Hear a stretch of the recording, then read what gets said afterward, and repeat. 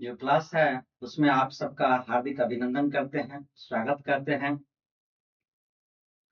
कि आप इस चैनल के माध्यम से जुड़े हैं और खास करके जो स्टूडेंट नीट एस्पिरेंट 2026 का है उनसे मैं आग्रह करूंगा कि इस चैनल से आप जुड़ के रहिए। ये स्टार्टिंग है, इस चैनल के माध्यम से आपको बहुत कुछ मिलेगा। आज हम लोग नीट का क्लास स्टार्ट किए हैं। क्लास स्टार्ट करने से पहले हमको उसका सिलेबस की जानकारी होना चाहिए कि आखिर इसका सिलेबस क्या है, क्योंकि अगर आपको कहीं सफर करना है और किस रास्ते से आप जाएंगे ये आपको नहीं मालूम है तो फिर बहुत मुश्किल हो जाता है कि आप उस गंतव्य स्थान पर कैसे पहुंचेंगे। तो चैप्टर स्टार्ट करने से पहले हम लोग देखेंगे कि नीट का जो एग्जाम है उस एग्जाम का सिलेबस क्या है। एनसीईआरटी किताब बहुत तरह का आने लगा है, कुछ में सिलेबस को रिमूव कर दिया गया है, कुछ लोग ओल्ड वाला ही यूज कर रहे हैं। तो हर एक तरह से हमको अवगत होना है कि नीट का जो सिलेबस है उस सिलेबस को ही हमको देखना है। उसमें जो कंटेंट लिखा है उसी के रिगार्डिंग हमको क्वेश्चन भी सॉल्व करना है, उतना ही पढ़ना है।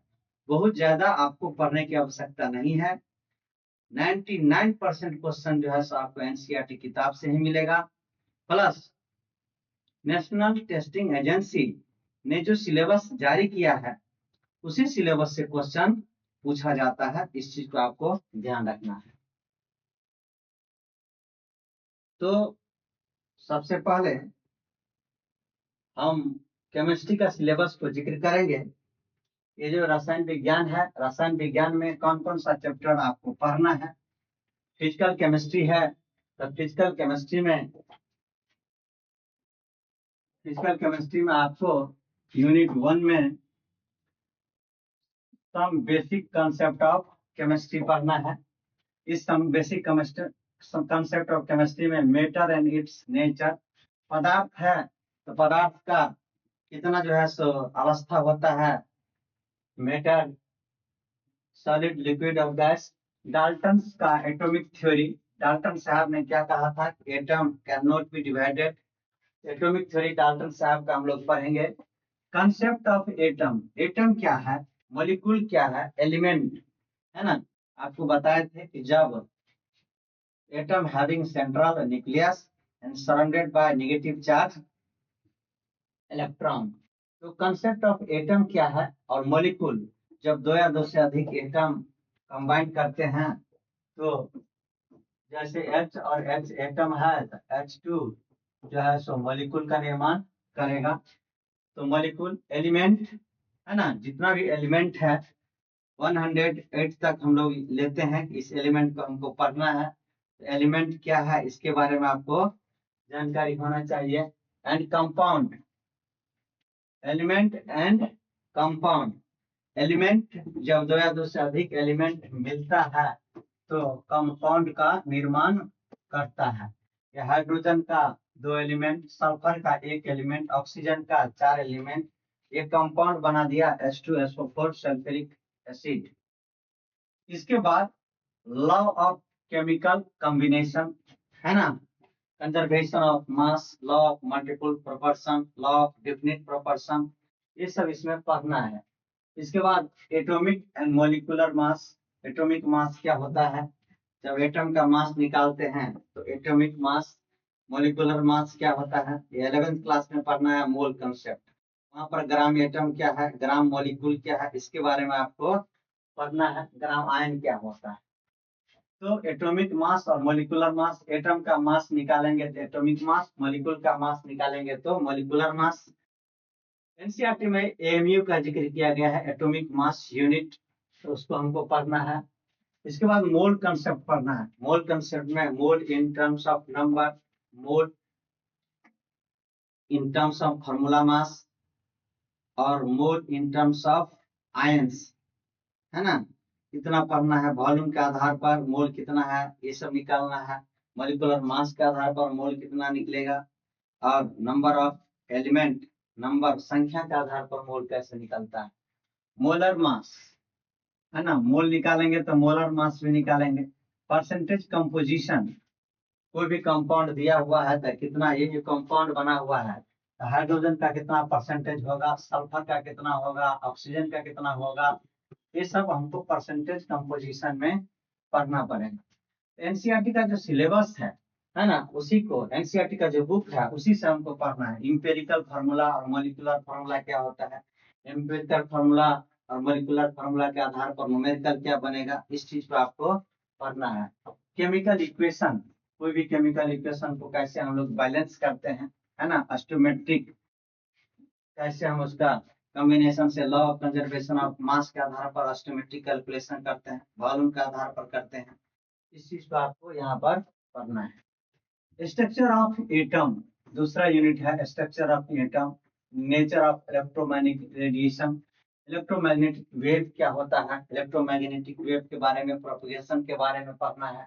Photo electric effect, spectrum, hydrogen atom, Bohr model of atom, है ना, पोस्टुलेट क्या है, derivation relation of energy electron, radii of the different orbit, Bohr का first orbit, second orbit, third orbit निकालते हैं।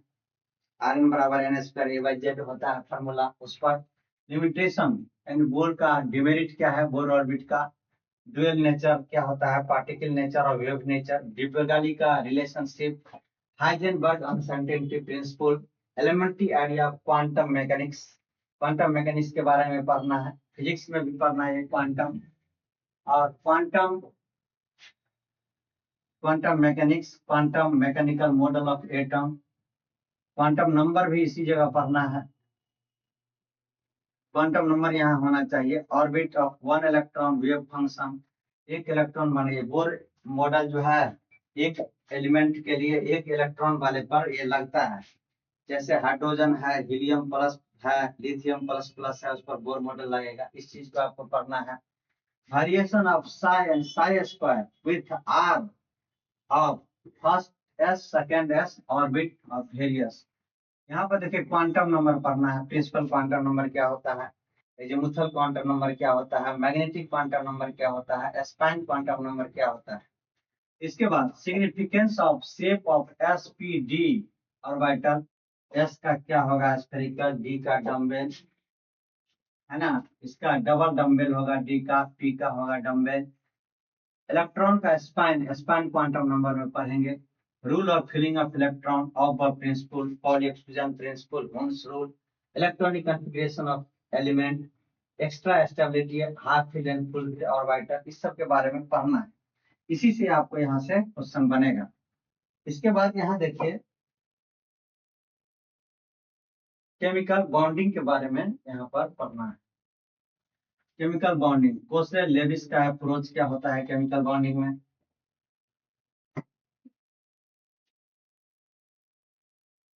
यहाँ पर इसको लेविस का कंसेप्ट क्या होता है ना, कोवेलेंट बॉन्ड क्या है, ये सब चीज टोटल आपको पढ़ना पड़ेगा। VSEPR थ्योरी क्या है, क्वांटम मैकेनिक्स अप्रोच क्या होता है, मॉलिक्यूलर ऑर्बिटल थ्योरी क्या होता है, सिग्मा बॉन्ड पाई बॉन्ड कैसे बनता है, मॉलिक्यूल का इलेक्ट्रॉनिक कॉन्फ़िगरेशन कैसे निकाला जाता है। इसके बाद केमिकल थर्मोडायनामिक्स पढ़ना है। Chemical thermodynamics fundamental of thermodynamics, system क्या होता है, सराउंडिंग क्या होता है, एक्सटेंसिव इंटेंसिव प्रॉपर्टीज क्या है, फर्स्ट लॉ ऑफ थर्मोडायनामिक्स, इसका नियम क्या है, मोलर हीट कैपेसिटी, ये सब टोटल पढ़ना पड़ेगा। इसके बाद देखिए अगला उसी चैप्टर में है थर्मोडायनामिक्स में, dissociation energy, combustion energy, formation energy, atomisation energy, phase transition. Second law of thermodynamics में इसमें डेल एस और डेल जी के बारे में पढ़ना है, ग्रिफ्थ फ्री एनर्जी। इसके बाद यहाँ सॉल्यूशन चैप्टर आता है। सॉल्यूशन 12 प्लस का चैप्टर था। सॉल्यूशन में different method of expressing the concentration of solution, molarity, mole fraction, percentage by volume and mass, vapour pressure of solution, rods law, ideal and non ideal solution क्या होता है, vapour pressure, composition, plot of ideal and non ideal solution, उसका graph हमको देखना पड़ेगा, ideal non ideal solution क्या है। इसके बाद determination of molecular mass using colligative properties, elevation in boiling point, depression in freezing point, osmotic pressure, इस सब के बारे में आपको यहाँ पर पढ़ना है। इसके बाद इक्विलिब्रियम चैप्टर है। इक्विलिब्रियम चैप्टर में दो तरह का आता है, आयनिक इक्विलिब्रियम और केमिकल इक्विलिब्रियम। ये बहुत ही इंपॉर्टेंट है इक्विलिब्रियम चैप्टर, है ना। General equilibrium involve in chemical process, law, ionic equilibrium के बारे में पढ़ना है, आर्हेनियस का थ्योरी, लेविस का थ्योरी। इसके बाद रेडॉक्स रिएक्शन काफी इंपॉर्टेंट है मेडिकल पॉइंट ऑफ व्यू से। Redox reaction and electrochemistry. Redox reaction में यहाँ पर ऑक्सीडेशन रिडक्शन अगर आता है तो उसका भी थोड़ा सा कंसेप्ट है, electronic concept of oxidation reduction, redox reaction, oxidation number, rule for rationing, oxidation number, balancing of redox reaction, इस तरह का पूछता है। रेडॉक्स रिएक्शन और इलेक्ट्रोकेमिस्ट्री को दोनों को एक साथ ऐड कर दिया है। पहले जो है रेडॉक्स रिएक्शन यहाँ पर 11th क्लास में था, 11 और 12, इलेक्ट्रोकेमिस्ट्री 12 में था, तो दोनों को ऐड कर दिया है। इसके बाद यहाँ देखिए केमिकल काइनेटिक्स का बारे में बात किया गया है। Chemical kinetics, rate of chemical reaction, factor affecting rate of chemical reaction, concentration, temperature, pressure, ये सब के बारे में पढ़ना है। सिलेबस आपको मिल जाएगा, इसको आप थोड़ा सा देख लेंगे। इसके बाद यहाँ देखिए ऑर्गेनिक केमिस्ट्री नहीं, इनऑर्गेनिक केमिस्ट्री का जिक्र किया है। Classification of element, periodicity of properties, यानी कि पीरियोडिक टेबल के बारे में आपको जानकारी, मॉडर्न पीरियोडिक टेबल क्या है, जो मेन यहाँ पर लिखा हुआ है उसी को हमको देखना है। Modern form of periodic table and present periodic table, SPDF, F block element, periodic trend of properties of atomic and ionic radius, ionization energy, electron gain enthalpy, valency क्या होता है, oxidation state and chemical reactivity। जो जो topic यहाँ पर दिया गया है उसी को पढ़ना है। पी ब्लॉक को यहाँ पर देखिए लिखा हुआ है कि 13 से 18 तक के एलिमेंट में पी ब्लॉक आता है। तो पी ब्लॉक में आपको पूरा पी ब्लॉक पढ़ना पड़ेगा। पीरियोडिक टेबल में एस ब्लॉक, पी ब्लॉक और डी ब्लॉक का एफ होता है। पी ब्लॉक दिया है सिलेबस में, फिर डी ब्लॉक और एफ ब्लॉक दिया है सिलेबस में। कोऑर्डिनेशन नंबर बहुत इंपॉर्टेंट है, कोऑर्डिनेशन नंबर बहुत इंपॉर्टेंट है, यहाँ से बहुत क्वेश्चन पूछा जाता है। तो सिलेबस को उसी तरह से हम लोग देखते चलेंगे, आप इसके हिसाब से देख लीजिएगा। Purification of characteristic of organic compound, ये सिलेबस 11th क्लास का था।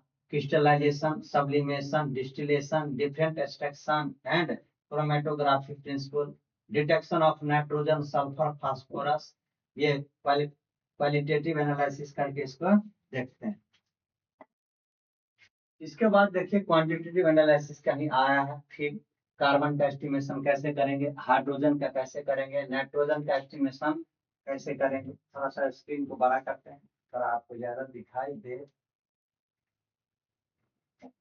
सम बेसिक कंसेप्ट यहाँ पर दिया है, some basic principle of organic chemistry. आज हम क्लास लिए हैं tetra valency of carbon, shape of simple molecule, hybridization, SPD, classification of organic compound based on functional group, functional group के आधार पर कंपाउंड को कैसे क्लासिफिकेशन करते हैं, containing halogen, oxygen, nitrogen, sulphur, homologous series क्या होता है, आइसोमेरिज्म, स्ट्रक्चर, स्टेरियो आइसोमेरिज्म। इसके बाद हम लोग नोमेनक्लेचर सीखेंगे कि नाम कैसे कंपाउंड का रखा जाता है।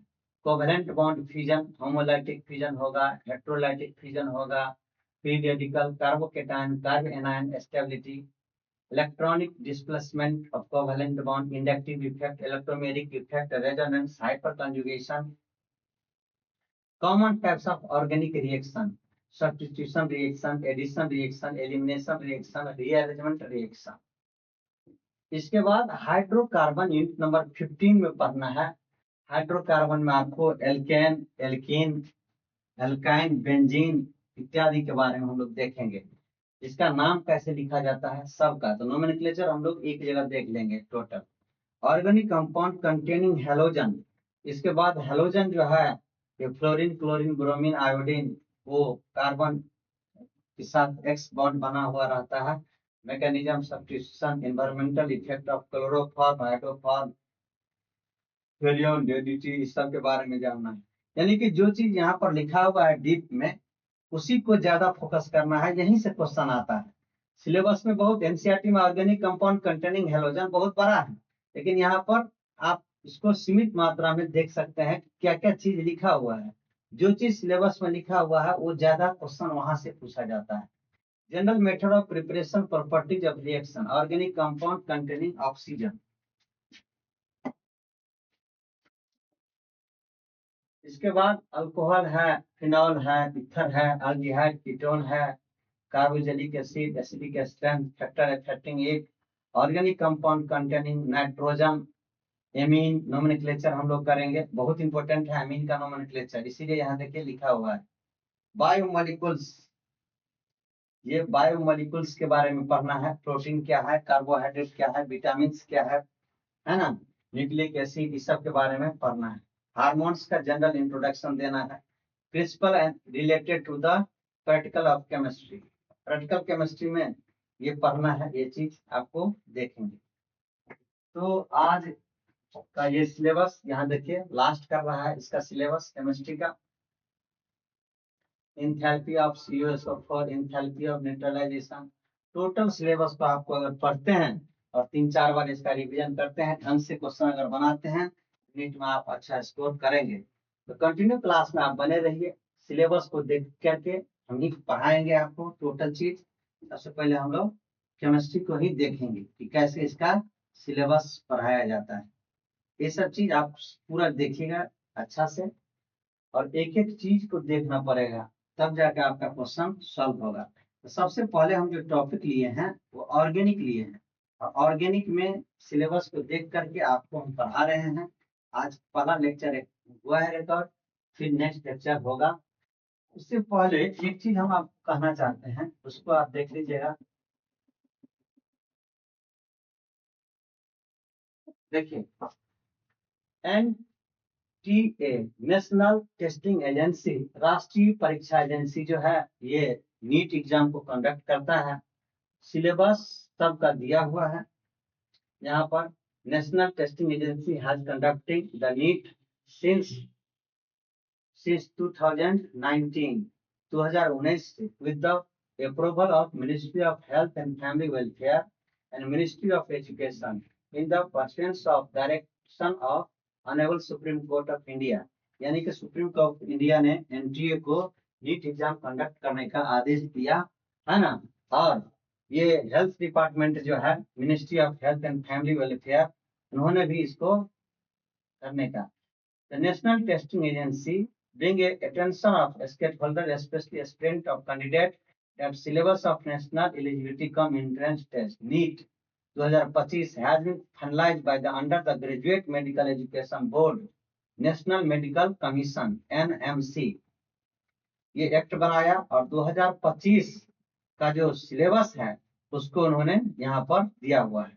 नोटिस रखे 14/12/2024 issued detail syllabus of NEET, यानी कि 2025 में जो एग्जाम हुआ था, तो यहाँ पर 24 में इसका सिलेबस को दिया गया। उसी सिलेबस को आपको हम बताए हुए हैं, उस सिलेबस को आप यहाँ से नीट करके यहाँ से आप further detail official website www.nmc.org.in, ये जो लिखा हुआ है, ये जो सिलेबस है, ये जो लिखा हुआ एड्रेस, इसी एड्रेस पर आप यहाँ से सिलेबस को डाउनलोड कर सकते हैं। तो आप इतना आप आश्वस्त हो जाइए कि जो सिलेबस है हमारा, वो NTA के द्वारा जो दिया गया है, नेशनल टेस्टिंग एजेंसी के द्वारा, उसी को हमको पढ़ना है, उससे ज्यादा पढ़ने की आवश्यकता नहीं है। उसी को देख करके हम आपको क्लास लेंगे, आप क्लास में बने रहिएगा। Thank you. जय हिंद, जय भारत।